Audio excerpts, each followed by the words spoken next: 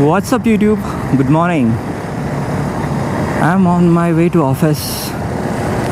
This week is a kind of a very much happy week because I have the Apache RR with me.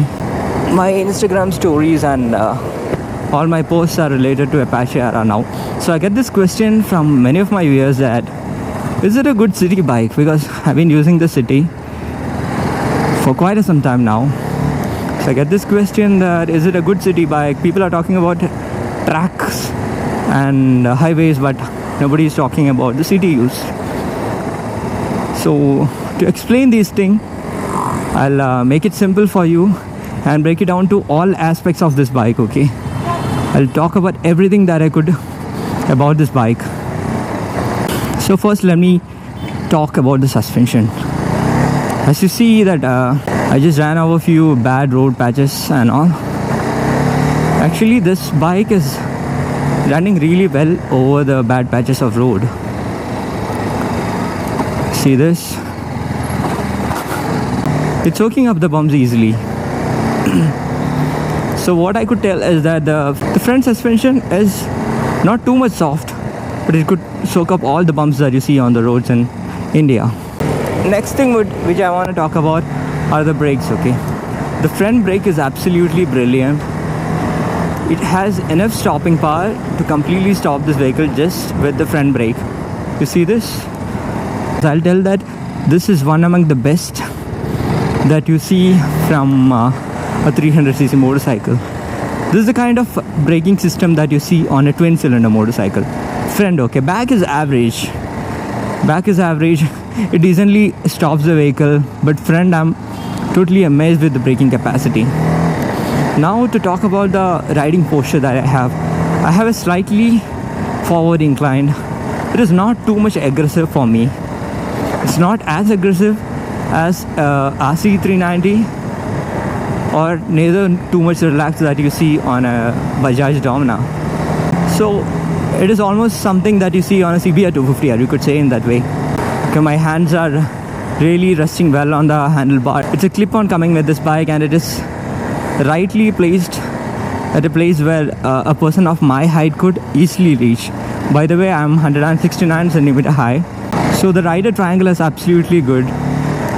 My foot pegs are, if you want me to calculate the where the foot peg is, it is just below my butt. That means I don't have an aggressive stance of riding, so my knee is not so much cringed and all. So that's what you require when you drive in the city. Say city drives are not going to be more than 60 or 80 km per hour. Sometimes you spend a lot of time in bad traffic, so you should not be in this kind of a posture for a longer time, which will give you back pain, neck pain and all. In this, don't worry about it. I absolutely tell that if you don't have a history of back pain or a neck pain, you won't get it. It has done a really good job. See, these fins and all the things that TVS has designed, it only works when the motorcycle is moving. Most of the times, say I'm in Bangalore, we end up in dead traffic. Like the traffic doesn't move at all. So in those kind of situations, the fins doesn't help. It will directly push the air out. So I'll tell that the heat dissipation is better, which you see with a 300cc motorcycle. It doesn't heat up as an RC390. It's way better than that. No hate for KTM, okay? Don't tag me like that. And the next thing to talk about when you think about city is the vibration. So probably this is some speed that you're gonna drive in the city, which is 40 to 60, and there are not much vibrations. I'm now riding in 4K, 4 to 5K. So basically the vibration comes in an RPM of around 6 to 7 and lower gears. So post that also you don't find any kind of vibration. The vibration is not so hard, okay? I don't want to quote any other motorcycle with this, and people will come and comment that, oh, does it vibrate like an Enfield, man? No. A heavy no to that. But it doesn't vibrate as bad as an RC390. If you guys don't know, my friend owns an RC390 and I ride that motorcycle quite often. That's why the reference is happening. then and there, but it vibrates a little bit more than the Dominar. See this, the vibration is there, now it goes away. So taller gears and all, there are no vibration, and you will feel the vibration when you are on the wrong gear. See now I have the complete power. This is how I ride the motorcycle. Okay, I ride motorcycle with complete power. If you try to undershift the motorcycle, you will feel the vibration. Okay, I was telling that the vibration is not coming from the engine side, but it's on the body, man. So I think TVS could work out something over it and improve the quality of the plastics or the joints of the plastic, because whenever there is a plastic motorcycle, you will end up with all these kind of minor vibrations. You cannot avoid it. So now the next thing to talk about is the mileage. So in city I was getting somewhere around 25 to 30. If you want to see a complete mileage test on a highway, I have done that video. Go and check it out, but only after seeing this video, okay? Alright, now let's talk about the headlights. The headlight looks actually cool. It does the job pretty well also. It comes with a white light, which is very much good when you are on normal dark condition. If you have a foggy condition, probably you need to have that yellow kind of a light, which gives more visibility. Otherwise the light is absolutely good, no problem with it. Okay, another thing which comes to the mind when you think about city riding is that what is your height. So as I told, I am 169 centimeter. I have a complete planted foot on this motorcycle. This is actually an easy motorcycle for my height. What I believe is people with almost 165 centimeter could easily ride this motorcycle. No worries and tiptoeing and all those kind of thing. The pillion seat is a bit high, that's all. Otherwise the height is not at all a problem. And with this kind of a riding, I don't find this motorcycle to be very much heavy. So the motorcycle is kind of light. That's how I feel.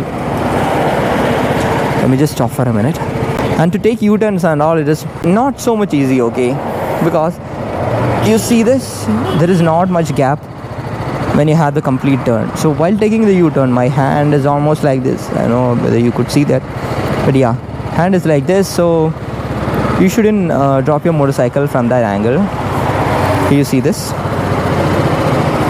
So otherwise taking a U-turn and all, it's not a big deal with it. And filtering in traffic is also decently good. It doesn't have a huge wheelbase. Definitely that's not a problem. Now let me talk about something important that you will often use in city, which is the clutch and the gearbox. So the clutch is moderately tight, okay? If you continuously ride in the city for an hour and all, this tightness will start giving small kind of pain to your hand, your left hand. Otherwise it is okay. The gearbox is slightly clunky. I didn't had any kind of false neutrals happening. Okay, I didn't had any problem in finding the neutral also. So in that sense, I am satisfied with it. But I don't say it's exceptionally great or something like that. But longer rides, say more than an hour in the city, keep on shifting the gears and all, it will give a slight pain to your left hand, that's all. Otherwise it's a beautiful motorcycle. And to tell about the road presence of this motorcycle, every other signal I'll get someone to look at me and ask this question, that how much this costs, how much mileage it gives, what is on-road price, and all those kind of stuff. So that means it has a really nice road presence. It is only because of the looks, okay, not because of the sound and all. Because I'm slightly disappointed with the exhaust note of this bike. I have already made a video on that also. In the idle RPM and all, this actually feels like any other 150cc motorcycle or something. Nothing special that you could expect out of a 300cc motorcycle. But over the rev range, it becomes decent and it is good. It is good, not excellent, it is good. But on lower RPMs, I'm a bit disappointed, that's all. And this comes with, let me just overtake this bus. There are a lot of. So this comes with Michelin Pilot Street radials as stock tires, which is really nice for touring and for city also. I've been using this tire on my CBR 250 for more than 20,000 kilometers. It has good life, it has good grip, it has good grip during rains. That's something commendable, okay? Good grip during rains. So I'm very thankful to TVS that they have considered putting Michelin over this. If you want to go for tracks, you need to change it to Michelin or Pirellis. These are not track tires, so you could take it to the track, you could enjoy the curves well also, but personally my feel is it's not a great tire for cornering, but it enjoys corner to a decent level. This is kind of a pocket friendly, corner friendly tire. Pocket friendly also I couldn't tell, because FI will cost you around 10,000. It is slightly expensive than the MRF tires. And now to talk about the engine refinement. The engine is actually very much refined. If you ask me how much it is much refined when you compare it to an RC390, because an RC390 makes a lot of noise and you could feel the kind of that engine tuck tuck tuck tuck feel onto your handlebars itself. So in this motorcycle you don't feel that kind of a feel. It is much refined, but it is not refined as a Honda. I need to say that. I'm not a Honda fanboy, people. I own a CBR 250, but I'm not a Honda fan. I'm a fan of good bikes. So I need to tell that it's not as refined as a Honda, but it is refined. I don't have any complaints over it. And to talk about the build quality, absolutely 10 out of 10, okay? The kind of plastic they used and everything, it's absolutely wonderful. Only thing is the joints that they've made has some amount of problem. And you see this instrument cluster, it has everything that you could ask for. And I know that TVS is working for the Bluetooth connectivity on the TVS N-Torque, which is a scooter, 125cc scooter.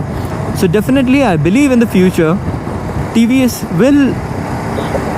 will be coming up with something Bluetooth connectivity or all those kind of fancy stuff over to this instrument cluster also. So I like that part, because they are doing a lot of R&D on motorcycles.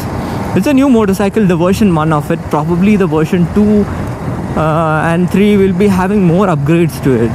TVS don't disappoint me, okay? So this is the city aspects of it. So I'll say that it's worth spending money if you are considering this to be a city bike and occasional highway rides and all. And the complete highway review will be a different one. I'll be talking about the luggage carrying capacity and all the other steps you need to know from a touring point of view in a different video. This is a slightly bigger motorcycle. That's the reason why it doesn't fit onto these kind of smaller gaps. Thank you, Didi. So guys, that's it with this video. So if you have any doubts about this motorcycle, comment down. I'll be really happy to help you out. I had a list of things in my mind and I have talked about it. I think I've made justice to this video by talking about everything that I could think about. But even said that, if you think I have missed about something, do let me know in the comment section. I'll be really happy to help you out. Probably I would have missed it. That's all. So see you in the next video. By the way, I have lot many videos of this motorcycle in my channel. I'm keeping this almost for a week and reviewing this motorcycle. So this video is all about the city rider usage kind of thing. Highway is a different video, and to talk about the track, that I'll consider talking in the highway video. I have a ride coming up tomorrow, so I'll be talking about those things tomorrow anyway. So hope this video helped you. See you in a different video. Goodbye.